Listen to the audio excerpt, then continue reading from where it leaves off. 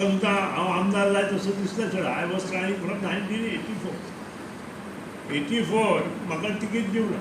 I was in MGP. Till I am in MGP, I am the only person in MGP where I am competing as an MLA in Vidhan Sabha Goa 25 years in the month of June.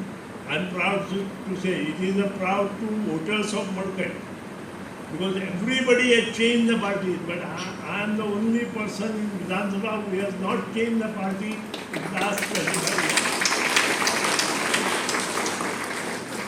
And this achievement is done because of my willpower, my determination. This is my what Vivekananda used to say is determination. Your will. म्हाका खूब त्रास दिले party change करपाक, but I said no, I am not doing, because I got elected in this party. I should stay in the party. लोकांनी विश्वास दवरून आमकां निवडून दिल्या.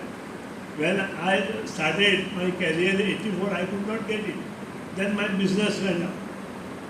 94, my seat was given to other party, so I could not contest. But then I decided, no, now I will not wait. And I said that in 1999, I will contest again. And I got it. I have defeated Starboard of one of the biggest party, and I got it. And till today I am not seen it. That is what we have to do.